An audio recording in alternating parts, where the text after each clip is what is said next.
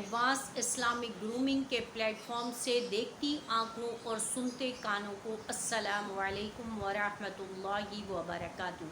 कैसी है मेरी यूट्यूब फैमिली? यकीनन ईमान और सेहत की हालत में होंगे। अल्लाह ताला हमें कहने सुनने से ज़्यादा अमल की तौफीक अता फ़रमाए, आमीन सुम्मा आमीन। मेरे वो बहन भाई जो चैनल पे नए हैं, चैनल को सब्सक्राइब कर लीजिए, वीडियो को लाइक और शेयर कर लीजिए, इस नियत से कि आपकी एक लाइकिंग से, आपकी एक शेयरिंग से किसी की ज़िंदगी बन जाएगी, किसी का घर बस जाएगा, किसी का रोज़गार बन जाएगा और किसी के घर से बीमारी ख़त्म हो जाएगी। इस तरह की बहुत सारी वीडियो हमारे इस चैनल और एक प्लेटफॉर्म से रोज़ाना वीडियो शूट होती है और हम नए नए टॉपिक पे आपके मसाइल और उनके हल को लेकर के आते हैं, आपको वसाइल बताते हैं, आपको अमलियात बताते हैं जो सिर्फ़ और सिर्फ कुरान और सुन्नत से होते हैं। कुरान और सुन्नत के अलावा और कोई दूसरी तीसरी बात नहीं होती है। हमारे इस चैनल का काम ही है कि हम कुरान और सुन्नत के ज़रिए आपको आगाही, आपको अवेयरनेस, आपको नॉलेज दें, आपके मसाइल को हल करें। ऑनलाइन कुरान का भी यहाँ पे इंतज़ाम है। अगर कोई पढ़ना चाहे, इन छुट्टियों को यूटिलाइज़ करना चाहे, समर कैंप तो आपके चलते ही रहेंगे, ऑर्चरी तो आप सीखते ही रहेंगे, स्विमिंग तो आप सीखते ही रहेंगे, कुकिंग और पेंटिंग तो आप सीखते ही रहेंगे, लेकिन दीन सीखने के लिए इन छुट्टियों को से बेहतर और कोई जो है आपके लिए मौका नहीं है। क्योंकि डेली रूटीन की लाइफ में तो आप ये कह देते हैं कि हमारे पास टाइम नहीं है, बच्चों के पास टाइम नहीं है, लेकिन अभी तो छुट्टियां हैं। ये जो चीज़ें आप समर कैंप में सिखा रहे हैं, ये चीज़ें तो आप ड्यूरिंग द स्टडी भी सिखा सकते हैं। इसके लिए कोई रॉकेट साइंस नहीं है कि बच्चा ये अगर नहीं सीखेगा तो उसकी ज़िंदगी नहीं बनेगी। असल होती है एजुकेशन, और एजुकेशन तो बेसिकली इस्लामिक एजुकेशन है, लेकिन आजकल हमारे यहाँ इस्लाम और इस्लामिक एजुकेशन पर बात ही नहीं की जाती, कोई सुनना ही पसंद नहीं करता। इसके ऊपर तो बात करना ऐसे है कि आप बिल्कुल जो है आउटडेटेड हैं और आपको पता ही नहीं है कि आजकल दुनिया कहाँ से कहाँ पहुँच चुकी है और आजकल कौन इस्लाम और उसको पढ़ता है, इस्लामिक एजुकेशन को पढ़ता है।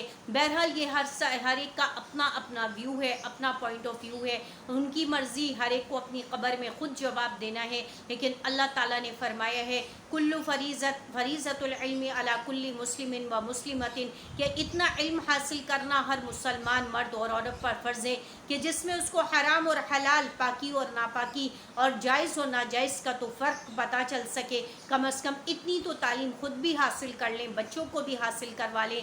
जो ख़वातीन टीचिंग करती हैं उनकी छुट्टियाँ हैं तो खुदारा इस वक्त को यूटिलाइज़ कर लीजिए, अपना कुरान सही कर लीजिए, अपनी तजवीद सही कर लीजिए, अपनी हदीस पढ़ लीजिए। फ़िक़्ह के छोटे छोटे से मसाइल हैं जो पाकी और नापाकी से होते हैं, जो जायज़ और नाजायज़ होते हैं, जो शादी बिया के से मुताल्लिक़ होते हैं, उनको तो सीख लीजिए। हमारे यहाँ ऑनलाइन शॉर्ट कोर्सेज़ भी करवाए जाते हैं, लेकिन मसला ये है कि आप सीखने वाले बने। हम तो सिखाने के लिए बैठे हैं, हमारा तो काम है सिखाना। हम तो दिन रात आपके लिए काम कर रहे हैं, आपके लिए वीडियो बना रहे हैं, आपके लिए टॉपिक ला रहे हैं, आपके कमेंट्स आते हैं, उनको पढ़ते हैं, उनके मसाइल का हल ढूंढते हैं और कुरान और सुन्नत से आपको उनके जवाबात देते हैं। आपके मसाइल के पेश नज़र कि उम्मत किस मसले में परेशान है, लोग किस मसले में परेशान हैं, तो हम तो हुकूमत की तरीक़े से और लोगों की तरीक़े से नहीं, हम आपके लिए बैठे हैं, हम आपके लिए काम कर रहे हैं, आपसे मोहब्बत करते हैं। हमें पता है क्योंकि हम भी आप ही की तरह के एक इंसान हैं,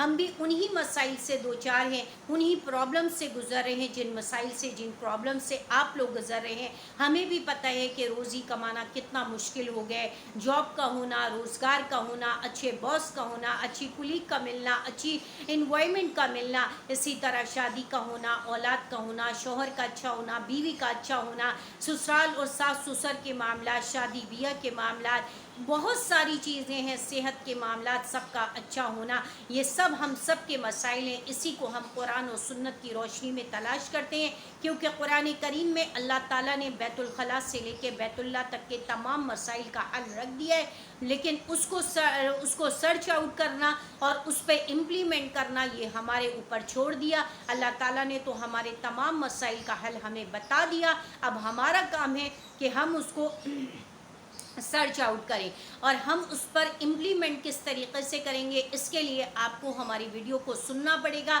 ویڈیو سے جڑے رہیے، ویڈیو کو آخر تک دیکھیے، اسکپ مت کیجیے. اگر آپ نے اس کا ایک ورڈ بھی اسکپ کر دیا تو آپ کو بات سمجھ میں نہیں آئے گی. پھر ویڈیو کو شروع کرتے ہیں. چینل کو سبسکرائب کر لیجئے، ویڈیو کو لائک اور شیئر کر لیجئے اس نیت سے کہ یہ آپ کے آخرت کے بینک میں ایک نیکی جمع ہو جائے گی.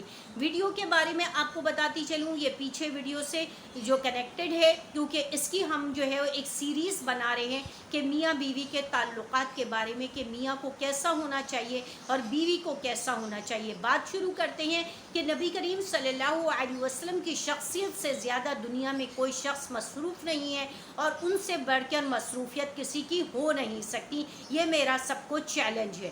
اگر کسی کو میرے اس بات پر اعتراض ہے تو وہ کمنٹس کر سکتا ہے، بتا سکتا ہے کہ میں اس چیز پر اعتراض کرتا ہوں. ایسا ہو ہی نہیں سکتا کہ پیغمبر سے بڑھ کر کوئی مصروف ہو، چاہے وہ دنیا کا کوئی بھی شخص ہو، کتنا بھی بڑا ملینئر ہو، بلینئر ہو، ٹریلینئر ہو، لیکن وہ نبی کریم صلی اللہ علیہ وسلم سے بڑھ کر نہیں ہو سکتا. تو نبی کریم صلی اللہ علیہ وسلم کے گھر کی جو گھریلو زندگی تھی اس کے بارے میں آپ کو بتاتی چلوں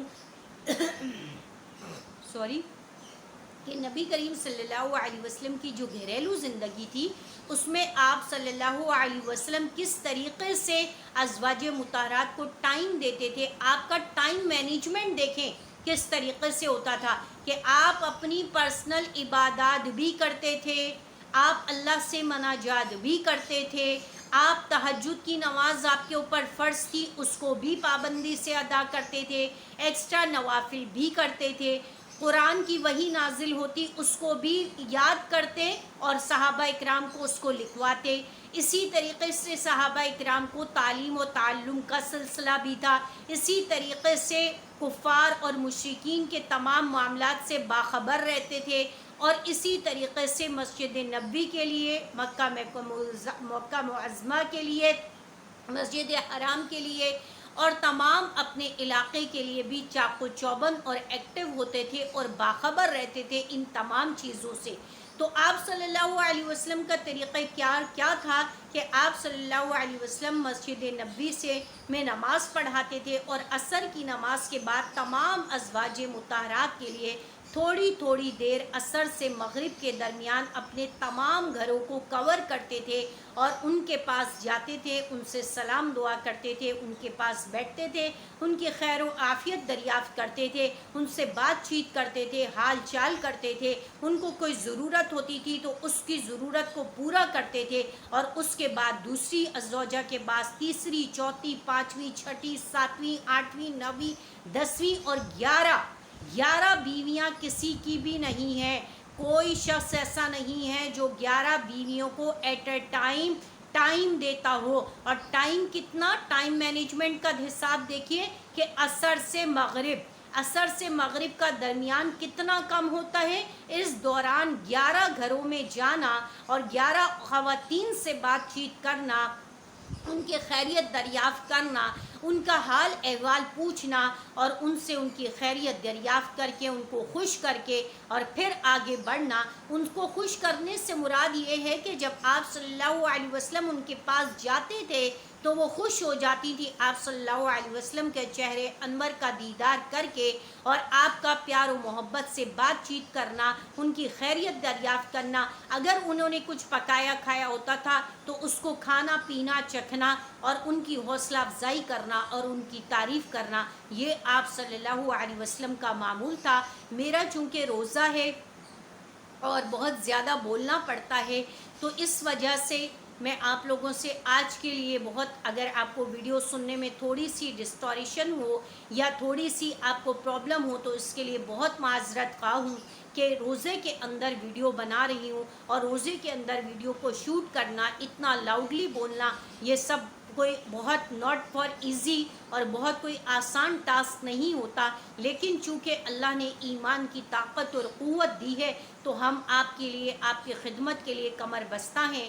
آپ ہمارے لیے دعا کیجئے، اپنے لیے، ہمارے لیے، سب مسلمان بہن بھائیوں کے لیے. اسی کے ساتھ میں آپ سے اجازت چاہوں گی. نیکسٹ ویڈیو میں ملتے ہیں اور اسی ٹاپک کو یہیں سے کنٹینیو کریں گے انشاءاللہ العزیز. اللہ تعالی ہم سب کو ایک دوسرے کے حق میں آسانیاں پیدا کرنے والا اور آسانیاں بانٹنے والا بنائے. السلام علیکم ورحمۃ اللہ وبرکاتہ.